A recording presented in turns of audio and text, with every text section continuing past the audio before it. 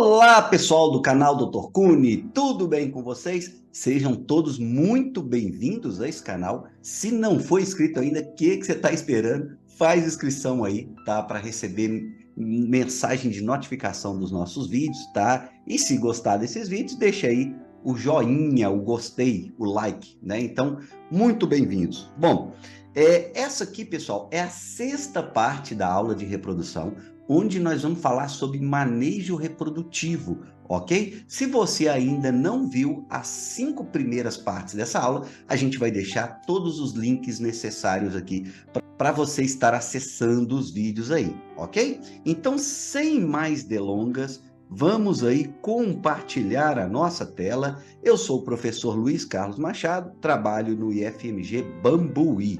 Bom, então a gente vai começar falando do manejo reprodutivo em relação aos machos. Algumas informações importantíssimas quando a gente fala do acasalamento de machos, ok?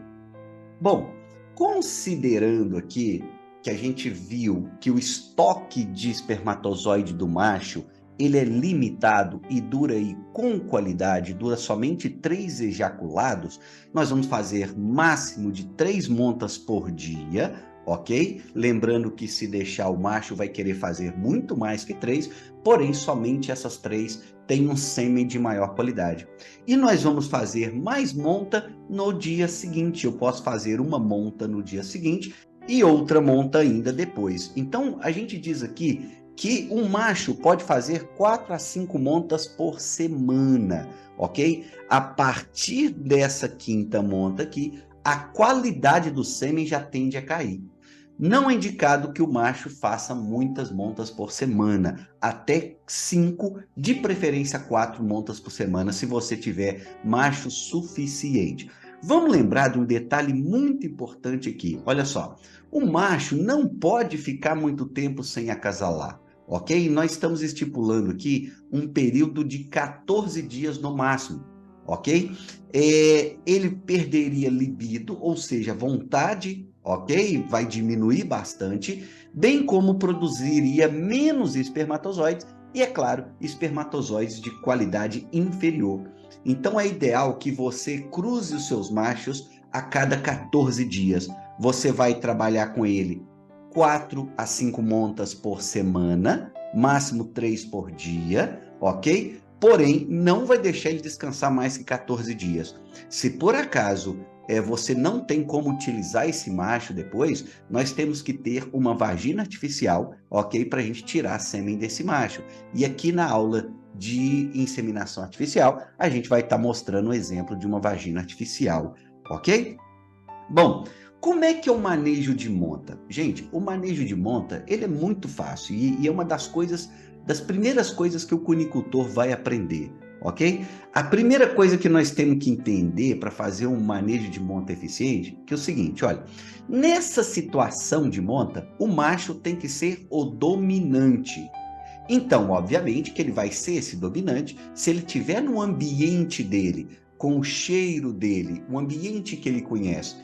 Por isso, eu vou levar sempre a fêmea à gaiola do macho, ok? Para o macho ser dominante nessa situação. Se eu levar o macho à gaiola da fêmea, pode ser que esse macho fique um pouco perdido e não queira cruzar. Ele vai sentir que o ambiente é diferente e vai perder um pouco do interesse. É claro que isso depende de cada macho. Pode ser também que você leve o macho à gaiola da fêmea e ele cruze normalmente, como eu já vi acontecer, mas normalmente ele perde um pouco de interesse. E pode acontecer também que se a gente leva o macho à gaiola da fêmea, essa fêmea se sente dominante nesse ambiente e vai brigar com o macho, ok? Isso pode acontecer também. Então sempre, pessoal, nunca se esqueçam, a fêmea na gaiola do macho, ok? Bom, a coelha pode favorecer a monta ou mostrar-se inquieta. Isso aí é claro que vai depender bastante da fase do ciclo estral, como a gente falou nas primeiras partes, né? A fêmea tem um ciclo estral que é, na verdade, algumas ondas de maturação folicular e dependendo dessa fase, dependendo aí dos hormônios, da concentração dos hormônios que estiverem circulando ali, essa fêmea vai facilitar a monta ou não. né? Se a vulva está mais avermelhada, se a vulva está mais entumecida, brilhante, normalmente a fêmea vai parar em posição de lordose, ok? E vai facilitar a monta do macho. Vai ser muito tranquilo. Por isso que é interessante sempre cruzar essa fêmea quando ela tiver com essa coloração da vulva mais avermelhada. Além disso, o macho vai ter mais facilidade para montar também e praticamente não vai ser necessário que a gente segure a fêmea para o macho montar, ok? Bom, sobre a monta forçada, a gente sempre indicava a monta forçada até uns anos atrás, mas por questões aí de fisiologia reprodutiva, é um momento que a fêmea não está muito apta, ok, para a reprodução, bem como por questões de bem-estar animal também, a gente não tem indicado mais essa questão da monta forçada. O que a gente indica é você tentar facilitar essa monta, né? Segurando pelo menos a frente da fêmea, colocando essa fêmea em uma posição adequada na gaiola, uma posição onde o macho tenha mais espaço, ok? Em termos de comprimento, ele tenha mais espaço para poder fazer a monta. Ok? Mas existe, se você procurar na internet, você vai ver que existe o manejo de monta forçada, onde você segura o animal, ok? Aqui no seu braço e levanta ele. A gente não tem mais indicado essa monta forçada. Bom, o coito é muito rápido e característico, né? A gente brinca, né, quando a gente fala disso para os estudantes, ou quando a gente demonstra isso numa situação de campo, que se você distrair ali, você acaba perdendo o coito do coelho. É muito rápido, dura alguns segundos e muito característico, onde esse coelho pode cair para trás, esse coelho pode cair para o lado. Pessoal, então agora a gente vai mostrar para vocês aqui um vídeo de um animal cruzando, ok? Bom, o cruzamento, igual nós comentamos, ele é muito rápido, ok? E consiste em levar a fêmea à gaiola do macho. Tá vendo que ele está aqui na diagonal? Deixa eu mostrar para vocês, vou pausar aqui. Ele está na diagonal aqui, ele tem mais espaço. Pode ser que a coelha vai ficar girando aqui e você vai ter que, pelo menos, ajudar a posicioná-la na melhor posição para o macho ter mais espaço, ok? Então, voltando aqui, o macho cruza e pode cair para trás ou pode cair para o lado, podendo emitir aí um ruído bem característico. Bom, após, você vai verificar então se o animal ejaculou dentro, ok? Conferindo a vulva do animal e dando uma olhada também se esse sêmen pode ter caído ali na gaiola ou pode ter caído no fosso do coelhário, ok? Pessoal, após esse coito, então, que ele é muito rápido, é muito importante você observar, ok? Se o coelho não ejaculou fora, porque pode acontecer dele ejacular fora, ok? Normalmente não acontece. Ele pode ejacular aí no piso da gaiola, o que você vai observar se o chão não tem esse sêmen, né? Esse ejaculado. Pode ser que ele ejacule em cima da fêmea também, ok? O que eu recomendo é que você verifique a vulva dela, tá ok? Que deve estar lubrificada, ok? Se por acaso ele ejaculou fora, ok? Se você constatou isso, você viu esse ejaculado, é necessário você cruzar essa coelha novamente, ok? Bom, essa aceitação da monta, ela vai ser maior em fêmeas não lactantes, ok? E um detalhe muito importante também que a gente chama aqui, ó, que as primíparas lactantes, o que é a primípara? É aquela coelha que deu cria pela primeira vez e que vai ser recruzada, ok? Essa que vai ser recruzada pela maior vez, que é uma coelha jovem que ainda está finalizando o seu crescimento, ela tem um pouco mais de dificuldade para emprenhar, tá? É recomendado que você espere ela desmamar, essa primípara, você espera ela desmamar para depois você cruzar ela no segundo parto, para o segundo parto dela, ok? Obviamente que depois disso, depois do segundo, terceiro, quarto, quinto parto, você pode sempre cruzar ela conforme o intervalo entre partos que você vai adotar.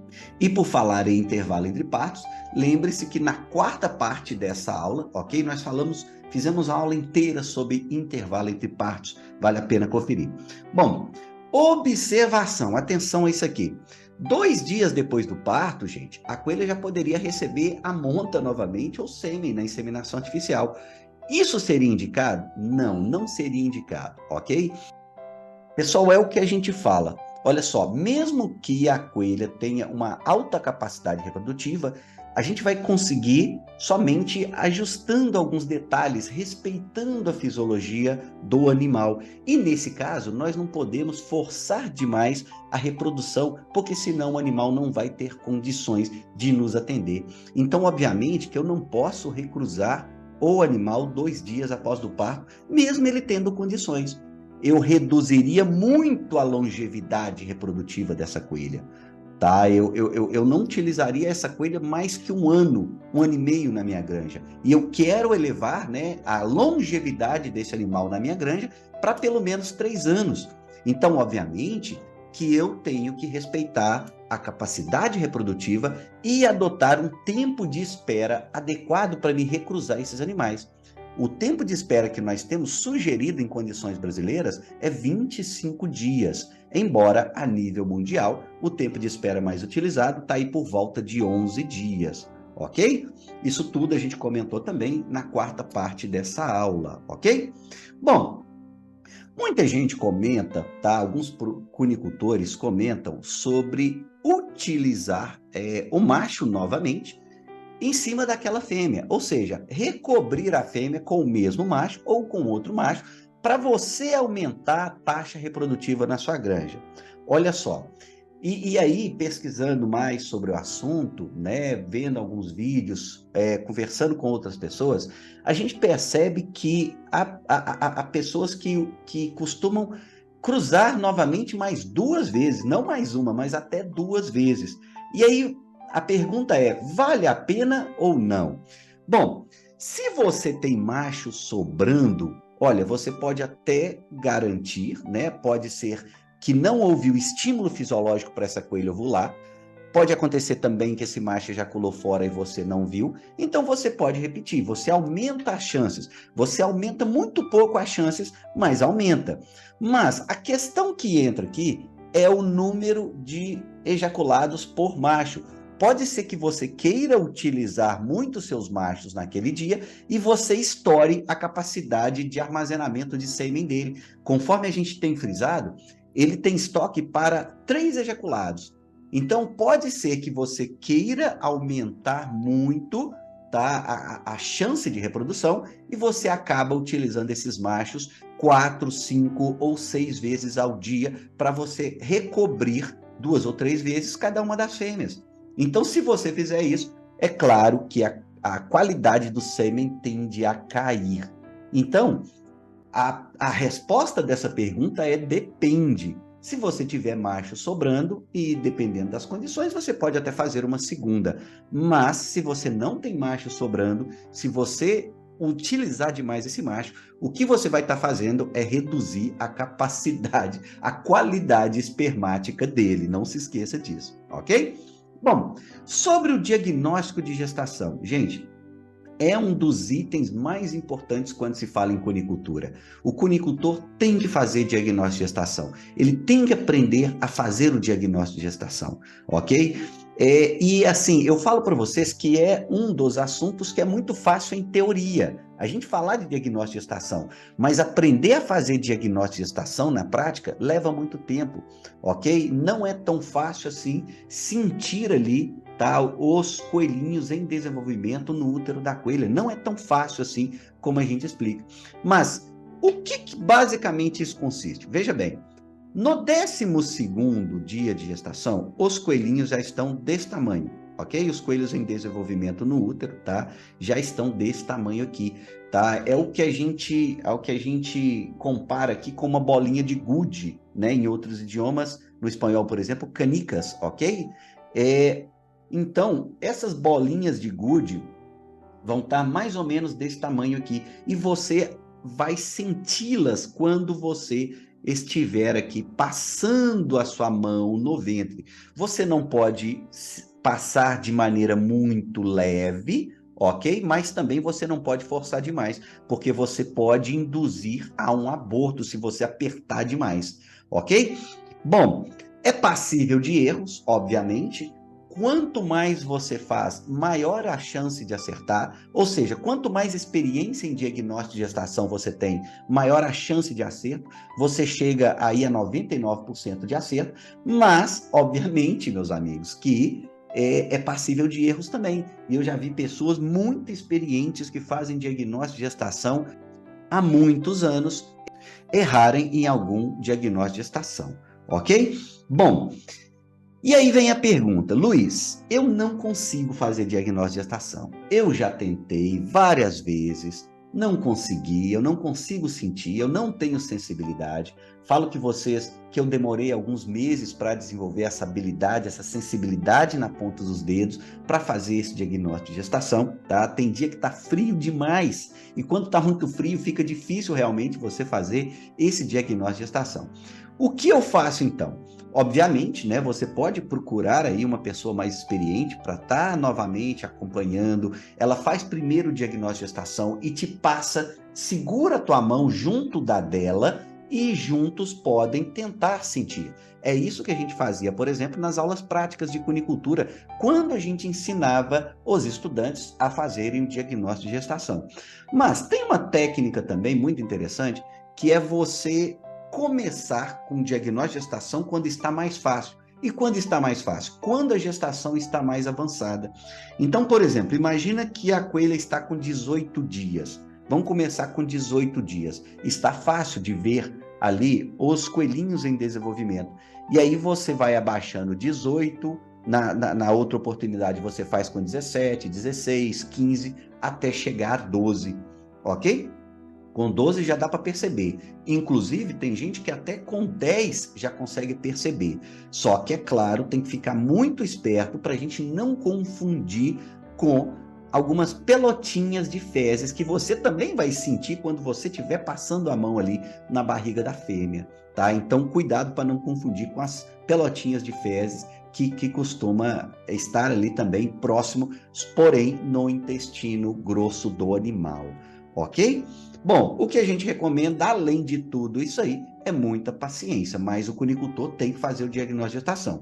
Mesmo porque, se não tiver gestante, obviamente que essa coelha vai ter que cair no lote seguinte, ok? Então, se ela não tiver gestante no 12º dia, ela já cai na próxima tentativa de reprodução da sua granja, por inseminação ou por monta. Ela não pode ficar parada muito tempo.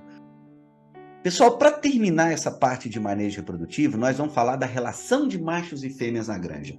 Isso é muito importante, tá? Nós não podemos ter machos demais, tá? Porque machos demais, eles vão ter um custo elevado de manutenção nessa granja, ok? E também não podemos ter macho de menos, ok? Porque eu preciso de sêmen de boa qualidade para minhas coelhas reproduzirem e eu ter filhotes para poder vender, tá? Bom, então qual que é a relação que a gente indica? Veja bem, na cunicultura pet, a gente não tem assim uma regra. O que você tem que ter é 1 ou 2 machos por raça bons, ok? Se por acaso você não tem um macho bom, você tem que ter um segundo macho. E é claro também que pode ser que esse macho que você tem durante muito tempo, que é um macho bom, te deixe na mão, entendeu? Então, obviamente que você tem que ter um segundo macho, até mesmo para poder garantir, em caso do primeiro, do mais antigo, daquele provado, macho provado, ter algum problema. Então, é indicado pelo menos 2 aí por raça, o que eleva o número de machos por fêmea, ok? Na cunicultura pet. A gente normalmente considera aí, na cunicultura corte, uma relação entre machos e fêmeas. Quando essa relação, quando eu vou aumentando demais o número de fêmeas, ela tende a ser 10:1, ou seja, 10 fêmeas para um macho ou 1:10, um macho para 10 fêmeas. Bom, veja bem, é claro que existem alguns fatores que vão impactar sobre isso aí. O que vai impactar? Principalmente 2 coisas. Vejam bem, quanto mais matrizes eu tenho, menos machos serão necessários, tá? Então, é igual eu comentei. Então, quanto maior o seu número de matrizes na sua granja corte, obviamente que a relação deve ser menor, ou seja, menos macho e mais matrizes, ok? O que nós estamos indicando aqui? Veja bem, se a tua granja é pequena, tá? Você cria coelhos por hobby, você tem aí por volta de 10 matrizes. Olha, 3 machos são suficientes, tá? Você me fala, mas nesse caso um macho vai ser suficiente. Sim, pode ser que você queira cruzar mais animais por dia e um macho só não vai dar conta. Mesmo porque é muito arriscado você ter um macho só na granja, entenderam? Então, obviamente que a sugestão é sempre ter um a mais, ok? E aqui nós estamos indicando um macho para 3 fêmeas, 1 para 3 ou 3 fêmeas para 1, ok? Bom, em granjas de 30 matrizes, nós já recomendamos pelo menos 5 machos. Essa proporção já sobe aí, né? Já fica mais ou menos em 1 macho para 6 fêmeas. Agora, se você tem 100 matrizes, você já pode trabalhar com a proporção de 1 para 10, um macho para 10 matrizes, ok? Então, acima de 100, já pode trabalhar com 1 para 10. Bom, outra coisa que vai influenciar muito nessa relação é o número de lotes, gente. Olha só, o que é um lote? Eu vou cruzar as minhas coelhas todas num dia para que eu consiga trabalhar, otimizar a minha logística, otimizar o meu manejo e vender coelhos com a mesma idade. Isso caracteriza um lote. Eu posso trabalhar com 2 lotes, com 3 lotes. Nós vamos falar bastante de lotes quando a gente falar de manejo geral aqui no canal, ok? Então, se eu aumento o meu número de lotes, ok? Eu tendo a diminuir esses machos, o número de machos necessário. Agora, se eu tenho poucos lotes, 1 ou 2 lotes, ok? Obviamente que eu vou ter que ter mais machos para me cobrir várias matrizes no mesmo dia, ou em 2 dias consecutivos. Então, o que nós estamos recomendando? Veja bem, um lote somente é o manejo de banda única, não indicado aqui para condições brasileiras. Eu teria que ter, em situações de monta, um macho para cada 3 fêmeas, porque o macho poderia fazer 3 fêmeas no dia, entendeu? Não é recomendado. O que nós recomendamos? Pelo menos 2 ou 3 lotes. Então, se eu tiver 2 lotes, eu posso trabalhar com um macho para 6 matrizes, ok? Ou seja, o que é 2 lotes? Eu vou pegar metade das minhas matrizes, ok? Vou cruzar, e aí eu preciso de 1/6 dos machos, desse número de machos, ok? E depois de um tempo, eu cruzo a outra metade, mais aquelas matrizes que não emprenharam do primeiro lote, e aí eu vou precisar novamente daquela quantidade de machos. Pessoal, e aqui refletindo um pouco mais sobre essa questão aqui, tá? Posteriormente ao período que eu apresentei isso para vocês, eu vi que é possível também trabalhar com 4 lotes, e eu percebi uma coisa muito interessante. Quando você trabalha com 4 lotes, o número de machos vai ser muito maior, porque você vai dividir mais as suas coelhas, ok? E vamos lembrar também, pessoal, que com 4 lotes, espaçados em 2 semanas, você pode ter aí 56 dias, ok? 4 lotes em 2 semanas vão dar 56 dias, que é o intervalo entre partos que a gente tem recomendado em condições brasileiras para a conicultura corte, ok? Lembrando também que se você espaça aí 14 dias, você tende a otimizar a qualidade espermática do macho. Então, isso aí pode ser interessante também. E veja aqui, ó, quando você trabalha com 4 lotes, tá? Essa proporção de 1 para 10, isso aqui aceitaria até menos macho, ok? Mas eu deixei 1 para 10. Está muito próximo à proporção de 100 matrizes que eu citei acima, ok? Então, fica aí também a sugestão para se trabalhar com 4 lotes, que pode ser interessante para conicultores carne, ok? Lembre-se, não pode ter macho demais na granja, senão você perde, porque esse macho tem um custo de manutenção, mas também é muito arriscado ter poucos machos na granja, tá? Pode ser que por algum motivo você tenha alguns machos que produzam sêmen de baixa qualidade, e você não consegue, assim, fazer o seu manejo reprodutivo. Então, muita atenção nessa proporção que nós indicamos aqui. Beleza? A gente continua, então, a falar mais de reprodução na 7ª parte dessa aula. Muito obrigado.